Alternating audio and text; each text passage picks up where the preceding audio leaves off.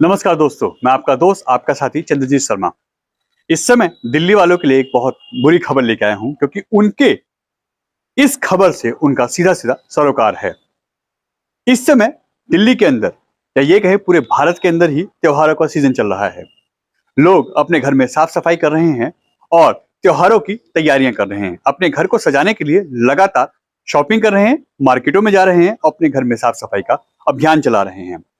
एक हफ्ते से कम का समय बचा है उनके घर में साफ सफाई के लिए, और अपने घर में जो त्योहार मनाने हैं, खासकर दिवाली हो, भैया दूज हो, छठ पूजा हो, ऐसी चीजें जो होनी है, वो अब एक हफ्ते का कम समय बचा है उनके पास। लोग अपने घर को खूब साफ सफाई कर रहे हैं और अपने घर में साज सज्जा भी कर रहे हैं, क्योंकि दिवाली पूजन करना है, छठ पूजन करना है, भैया दूज भी मनाना है। मगर अब उनके लिए यह मुसीबत बन गई है कि यह खबर अब उनको कितना परेशान करने वाली है। असल में पिछले कई दिनों से जो दिल्ली की एमसीडी है, वो अपनी डिमांड को लेके लगातार धरना प्रदर्शन कर रही थी। मगर 15 तारीख को जब उनकी मांगों को नहीं सुना गया, यानी 15 अक्टूबर को उन्होंने जब उनकी डिमांड नहीं मानी गई, तो वो अनिश्चितकाल के स्ट्राइक पे चले गए हैं, अनिश्चितकाल छुट्टी पे चले गए हैं। जी हाँ, अब यह जो साफ सफाई कर्मचारी हैं, जो आपके एरिया में गाड़ी हो, रिक्शा हो या बड़े बड़े टैंकरों से आपके घर के आपके आसपास की जो सफाई होती थी, उसका काम उन्होंने छोड़ दिया है।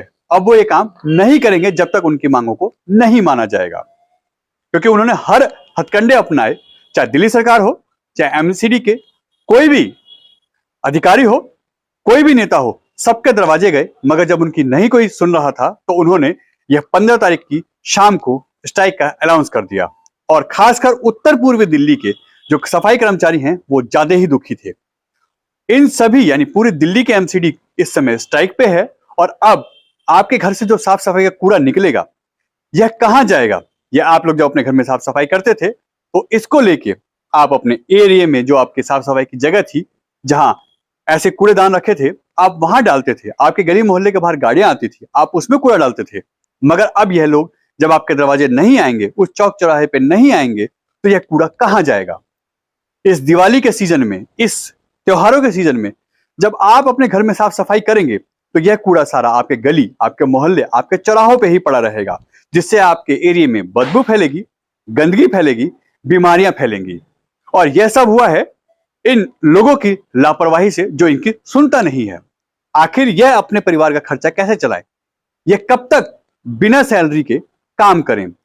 इसी को देखते हुए इन्होंने अपनी डिमांड रखी। जब इनकी कोई नहीं सुन रहा था, तो यह स्ट्राइक पे चले गए हैं। नेताओं की सैलरी नहीं रुकती, अधिकारियों की सैलरी नहीं रुकती, मगर रुकती किसकी है? जो छोटे तबके के कर्मचारी होते हैं, इनकी सैलरी कई कई महीने से रुकी हुई है। क्या इनके घर में त्योहार नहीं होते? क्या इनके बच्चों का खर्चा नहीं होता? क्या इनके बच्चे स्कूल नहीं जाते? इनके घर में क्या खाने पीने का खर्चा नहीं आता? ऐसी ही चीजों से परेशान होकर इन्होंने फाइनली 15 अक्टूबर को यह अनाउंस किया कि अब हम स्ट्राइक पे जा रहे हैं, और हम दिल्ली में कूड़ा उठाने का, कूड़े की साफ सफाई का कोई भी कार्य नहीं करेंगे जब तक हमारी कोई डिमांड ये मानी नहीं जाती। अगर हमारी डिमांड मानी जाती है, तो हम ये धरना खत्म कर देंगे, ये स्ट्राइक खत्म कर देंगे। और अगर नहीं मानी जाती है, तो ये कब तक चलेगा? दिल्ली कब तक कूड़े का ढेर बनी रहेगी?